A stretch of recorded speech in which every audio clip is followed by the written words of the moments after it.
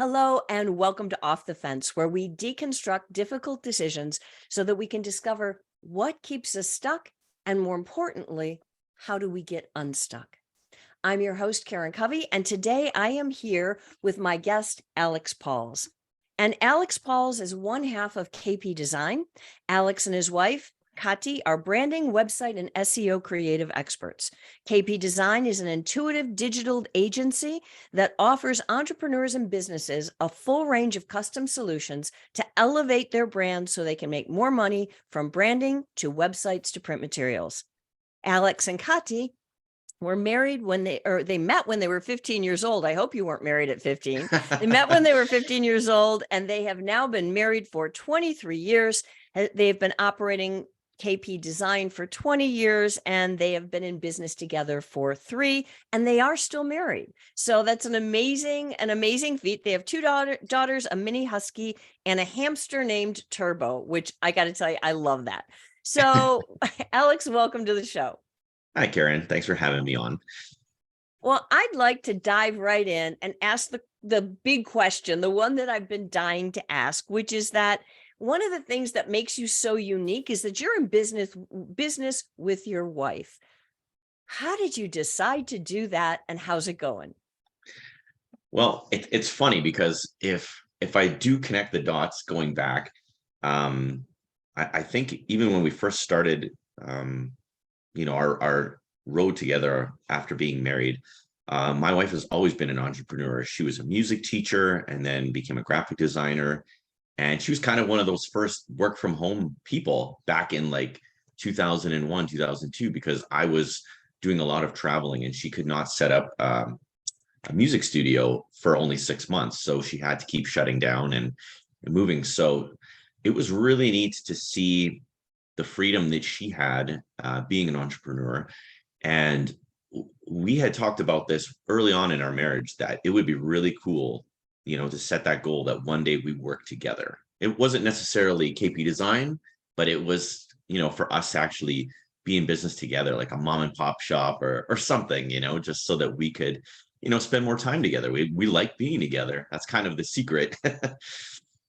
Yeah, I would think that liking being together would be important when you're in business with your spouse. For But sure. how do you manage that? How do you divide responsibilities? How do you figure out who does what so that it makes getting along easier? I think one of our big secrets is the fact that we are opposites. Like opposite, they always say opposites attract, right? She is very creative, very artistic, and she likes a lot of alone time. And I'm very outgoing. I love to talk to people. I love to do podcasts, especially with Karen. And thanks for having me on the show. And I think that I fill in the gaps that she doesn't like to do. I like to do the invoicing, the nerdy stuff, the SEO, the math, the analytics. Like these are all things that she doesn't enjoy doing, and I do. So it's kind of that perfect fit. And when I decided to join KP Design, I strategically looked at, what could I do to make the business better by joining it. And that's exactly how it went. So the fact that we were opposites actually really helped us, get the business to that next level. How did you make the decision? That's what always fascinates me, is how people analyze an issue and come up with a solution. Well, what led you to becoming her partner, to going into business together? I heard that it was always something out there, but how did you finally say, okay, now's the time, let's do this? Yeah, so it's funny, like the universe sometimes, if you don't take action, it'll make you take action. So one of my mentors, that's an interesting story. I had left my corporate job, and we had traveled, and we come back to Calgary after about 6 months, and then I had entered in a role for a sales job where I was going to be in a smaller company, which is what I wanted. And my mentor was helping me come up, and then he would eventually retire and I would take over that small business. So this was my original plan. Well, he died suddenly in less than a year. And I was forced to quickly change, and I took another sales role, and it ended up really not being what I wanted. And I was basically, amicably, I was let go. I wanted to go, and I walked away from that job. And then I just, was sitting there one day. I'm like, this is it. This is the sign that, those things didn't work for a reason. And this thing, it's always been in the back of my mind since we were 21 years old. So like 20 years that this has been in the back of my mind that, okay, it's time to go all in on us. And like I said, it wasn't ideal, but looking back now, it was the greatest gift, to have those two setbacks, which I thought were setbacks, but they just opened this incredible door and I'm so grateful for it. That is so interesting how the things that we think in the moment are terrible. They're failures or disasters or things we don't want to have happen. And they end up being exactly what we needed to have happen. Mm-hmm. So, So okay. it really is what you make of it, right? That absolutely 100%. Yeah. So, okay. So there you are, the doors have closed. You said, okay, Kati, we're going to do this thing. How did it go? Were there any like growing pains or bumps in the road, or was it all perfect from the start? It's so funny because the first thing I remember is us having this like super serious sit down. And this is like behind the scenes of KP Design. So this is like a sneak peek for your audience. So we get this, I get this sit down, and, she's like standing there. She's like, listen, I've been doing this for a long time. This is like, I've worked really hard to build up this business. You're going to have to take it really seriously. I don't want you to screw around. I was like, wow, this is happening. Like the boss is really telling me like how it's going to go down, and that this is the culture. This is what you need to bring to the table. And I was like, wow, okay. This is interesting. This is a side of our relationship I've never seen, because we've never been in that boat. And it's like, I'm not the CEO. She is the CEO. I am the CFO or the CMO or whatever, or the COO, whatever it is. But I realize that I'm not the top of the pyramid. So, and that's okay. Like it's really good to have a strong leader, to really see the vision. Mm-hmm. And that's what she is. She does that, and she does it very well, because it is her business. And I help, get the ship going in that direction of the vision. So it's, she's the visionary, you're the executor, you're the operator, you're the one that makes it all, or at least makes a big piece of it happen, it sounds like. Sure, yeah. And how has that, once you got in there, it sounded like right from the start, you had to take the business very seriously. Like, Yeah. this is a business, and then here's our relationship. But how has one affected the other over time? Yeah, I mean, it's been interesting. I mean, honestly, we are masters of conflict. I think that this is one of our biggest gifts and biggest, secret recipes of our marriage working. It's when we butt heads, when we don't agree on something, it's never destructive. It's a very constructive type of conflict when we do it. Like I have ideas, I have visions too, right? And when those things don't come about, yeah, sometimes I go in the garage and I, work with tools, and I get it out that, like anybody, like any normal person, it's like, oh man, I really thought that idea was great, and the boss didn't like it. And now I'm just like, I'm just going to work it out. And I cool down, and then I take a step back, and I disassociate myself from the emotion, and just look at the overall, what is best for the business, right? And it's really interesting to humble yourself, especially when you're with your partner, and you have to get outside the relationship and actually look at what's best for the business. So Alex, uh, this is so key because so many couples, I mean, I am a divorce and decision coach by trade and a recovering lawyer. And this is such an important piece of information for so many people out there because this is what brings down so many relationships that they can't deal with conflict. So I'm really interested if you could just explain a little bit about how you do that. How do you disassociate from the emotion, as you put it?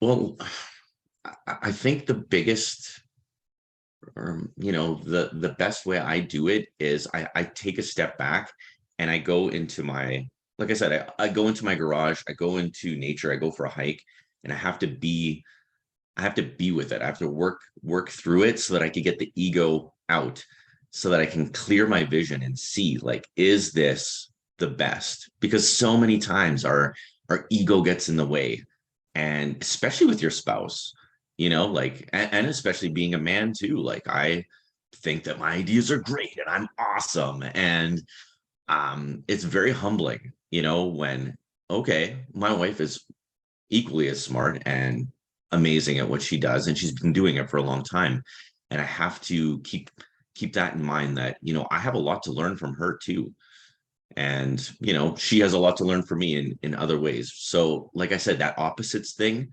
we really respect the fact that we're very different, and that we're always learning, that other side. There's that always that other side, right?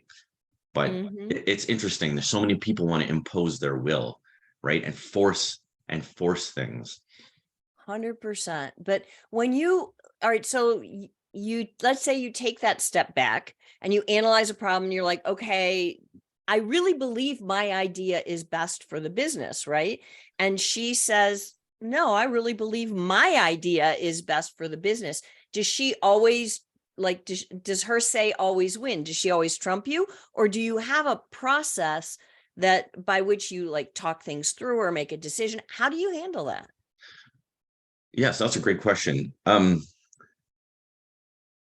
answer to that would be, you know it all depends how much I want to hang on to it, right? How badly do I want to hang on to my baby, my idea? How important is that? Because in the end, it really is the CEO's job to say yes or no. And one of the first things we established in our business was that she was the CEO. Interesting. So I think that that's super important, because if you're confused on who really is at the top, you're going to have major problems. You have So to be able to understand who is the one that's going to be the visionary. I mean, you can bring as many ideas as you can to the visionary and let them pick, but they have to have that defined role, and you have to know your role. that's so interesting. So it sounds like in anything that involves the vision of the business, the overall direction of the business, that kind of thing, as CEO, she would have final say, so to speak. And what if it was something more on the operations end, on the management side? Is that more your role? And so that's what you get final say over? Or have you divided things differently in terms of decision making? Yeah, that's a good question. I think so. Our first couple years in business, we really focused on sales and marketing, getting our messaging, getting the money coming in, growing the business. The last half of 2022 and this year, we're really focusing on operations. So it's funny that you're asking this question now. It's like, man, am I the boss of operations? I'm like, I don't know, because I don't think either of us are experts at operations yet. I think that we're very good at sales and marketing now. I think we're very good at what we do. And I think that this operations piece is the piece that we have to master in 2023. And I'm really glad that you asked that. It's like, wow, am I the operations guy? If I am, I'm gonna have to get pretty good at it. Of course. So I But would I would I would say right now we're both 50-50, that we're not experts at it, but we're working on it. that's fair. That's fair. Yeah. What about let's flip this over to the other side, right? So we've been talking a lot about how you run the business together, but does anything about being in business with your wife affect your personal relationship? Do they overlap? I think that the biggest factor would have to be how much, and you can relate to this too, and any entrepreneur can relate to this, is how much your business bleeds into your personal life. I find that we spend a lot of time at night working when most people are, hanging out with their families, relaxing. We wake up very early, we're working. We go on vacation, we're working. It's really an interesting thing to try and master, the carving out time where you don't, like, there's lots of times where I can't stop thinking about the business, and it's not just about her, it's about my piece, what I need to do next, what I forgot to do. I need to jot this down. I'm sure everybody that's an entrepreneur can relate to this.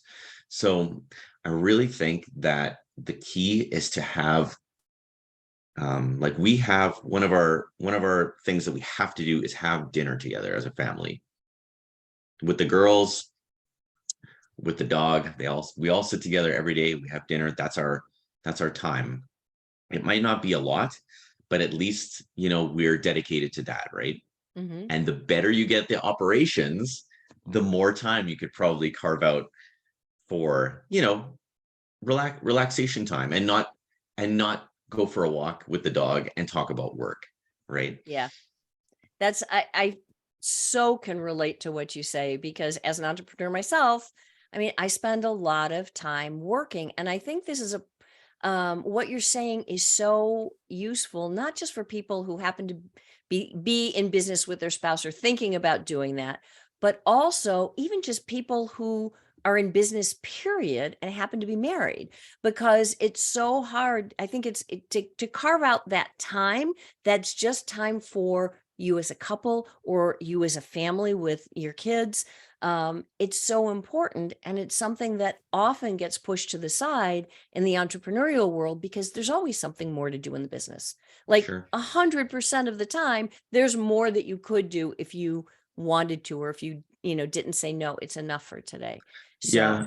I think it would be good for you, like, be good to yourself. When you put that paper down, when you close that laptop, get better at, shutting your mind off of work and being present with whatever it is you're doing, whether you're walking the dog, or whether you're to be present, in that yeah. moment, and not be thinking about all the things.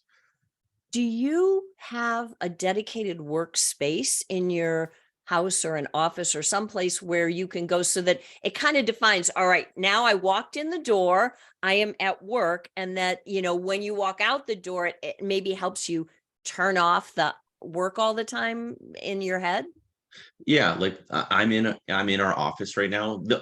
The only drawback is our office is an open area, so the kids can walk by, but at the same time, they can see us, right? We're not hidden, but we do have a dedicated space. So when I come to sit down here, this is when the magic happens. I'm sitting down, but yeah, there's lots of times where I'll quickly run up and I'll grab my journal and I'll make a couple notes when I think of something, right? When I Mhm. remember something that I'm supposed to do.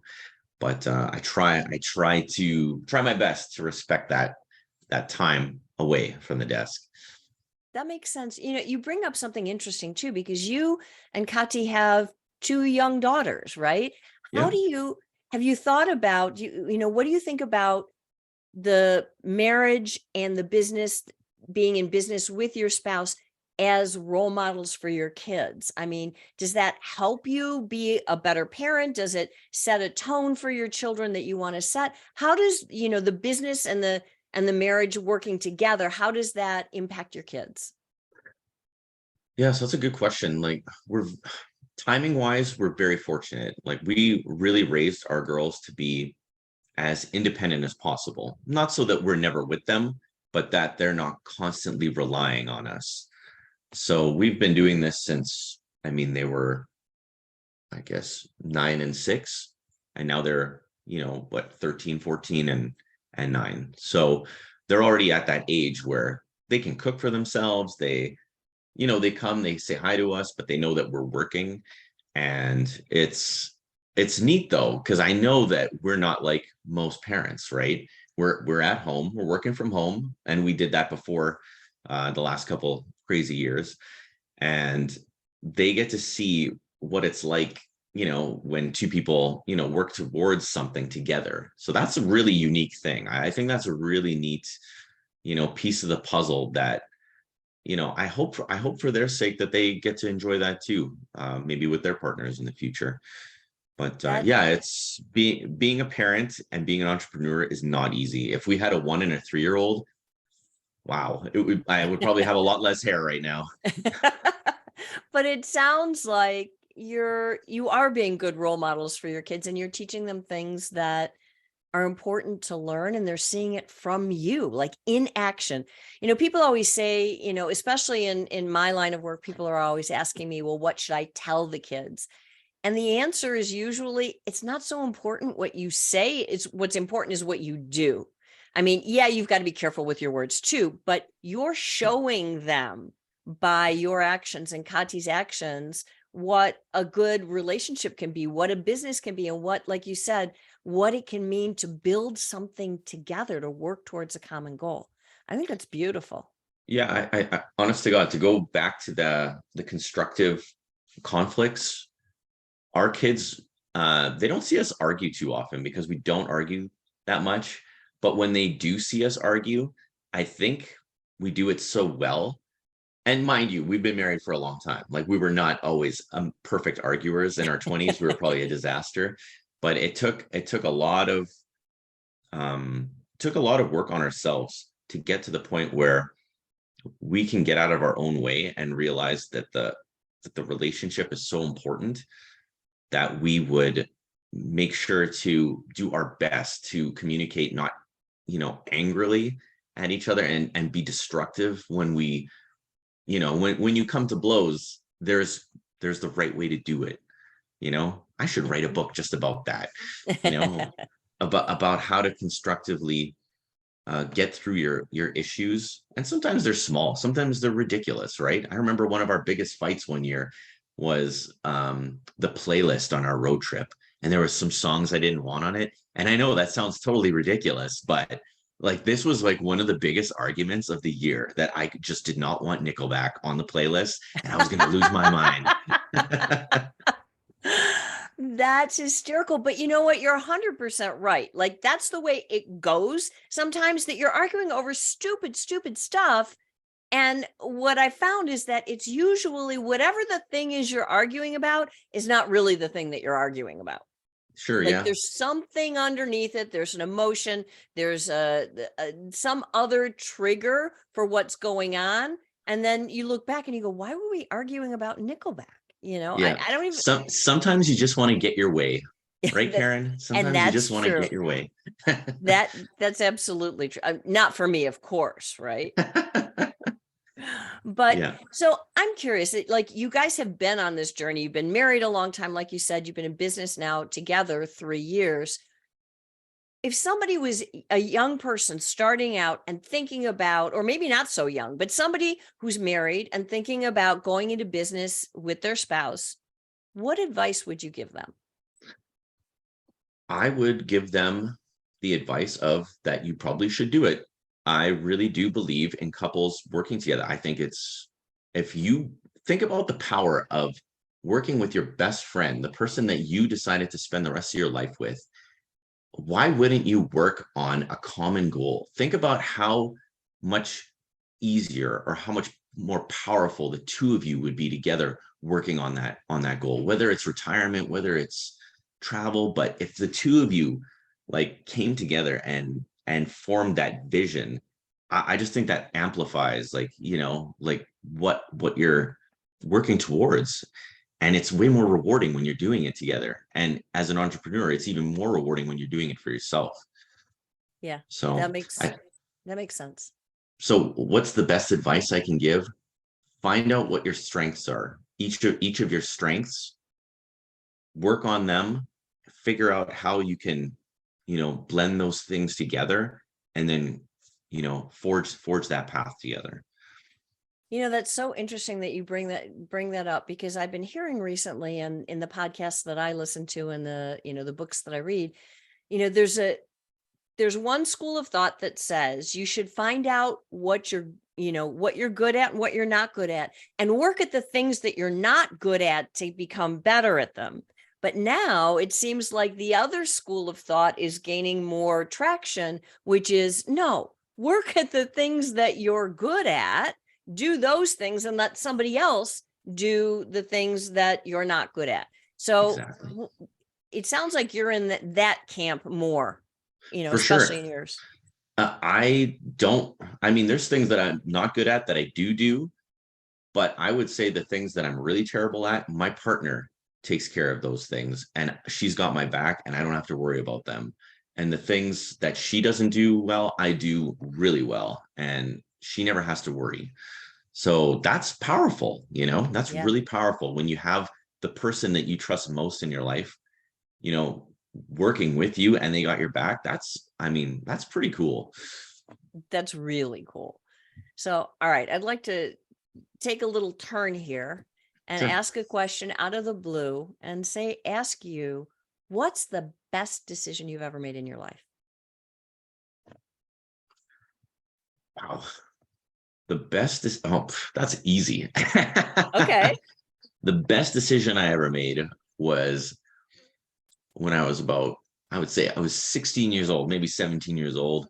I made the decision that this is the woman that I'm going to spend the rest of my life with. I cannot do any better. I know me. This is it. That, like, the grass is not greener. This is as good as it gets. As soon as I can, I'm going to put a ring on her finger and we are going to get married. And that's what I did. I think we got engaged when we were 18 or 19 and we were married when we were Wow. 20. Yeah. That's amazing. So that's That's the best really thing. cool. But I had a lot of intentions, even as a kid, that, like, it's funny, like the things that, most kids want to play with their bikes. I'm like, you know what? At 6 years old, I'm like, I want to have the best marriage ever. Like that was my like intention. Really? Yeah. So it's like those things when I was a kid, I was like, wow, they really came true. It's really like I'm not just a magician. Like I had these intentions. But So it's, I would say it's more than just an intention that you had. You made a decision, right?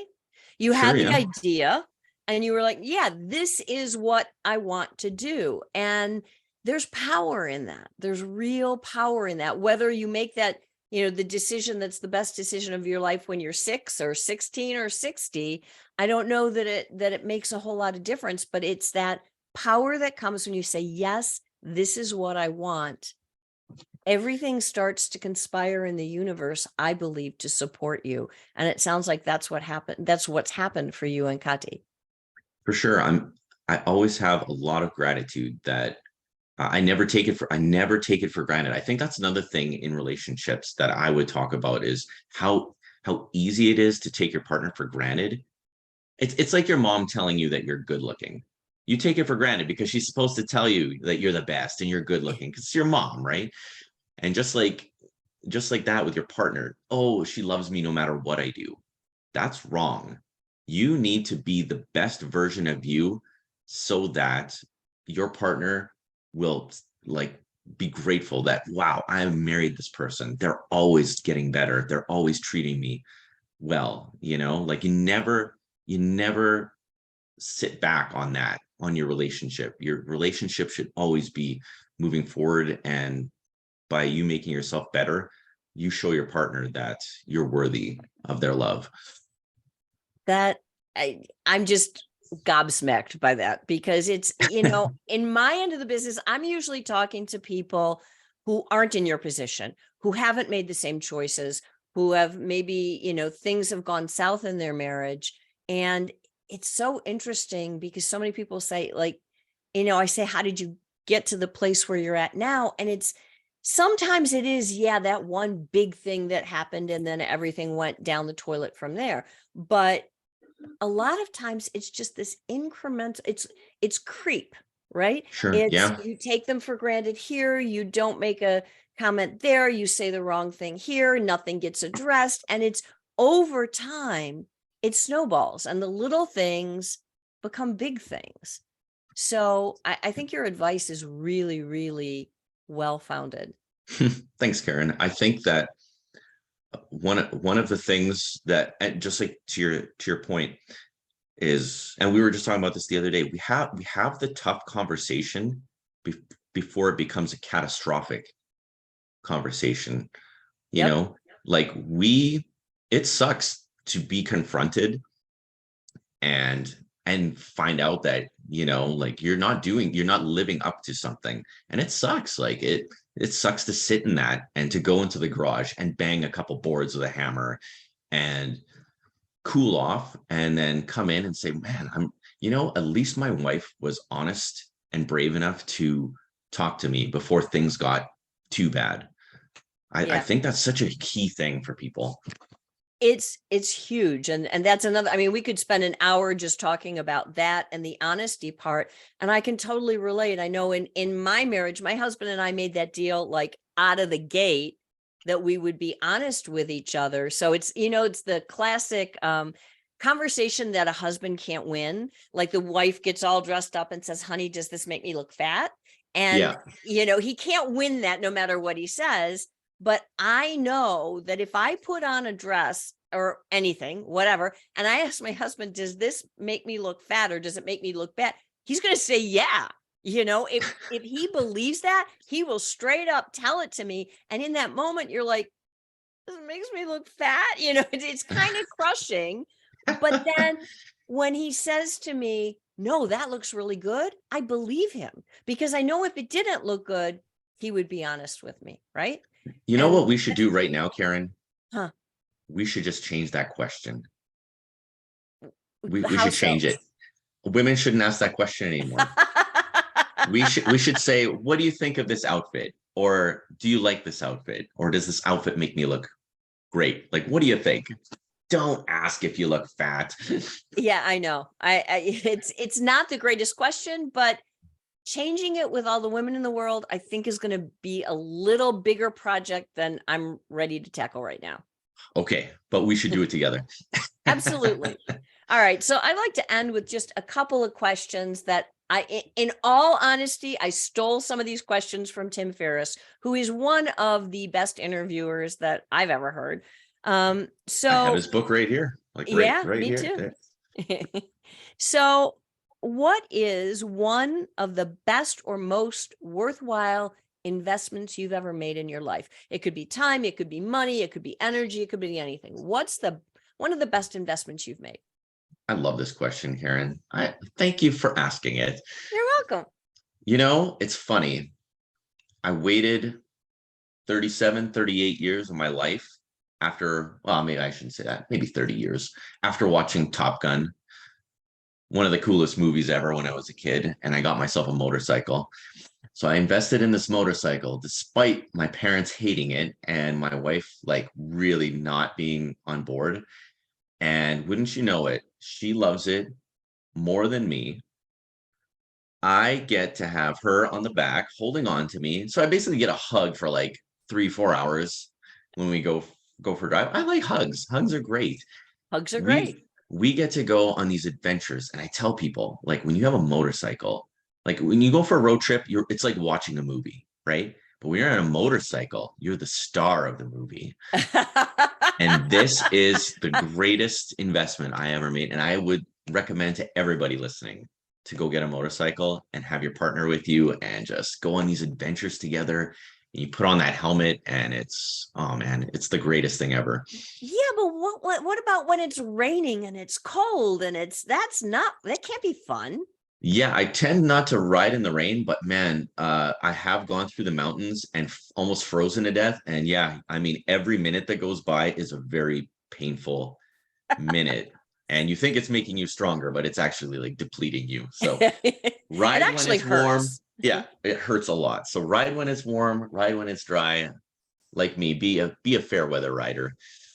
That works. That totally works. Okay, one last question. When you feel overwhelmed or unfocused, whether it's in your business or in your life, or even if your focus is temporarily taken away, what do you do to get it back? What do you do to bring yourself back up, to replenish yourself? Because we've talked about that a little bit already.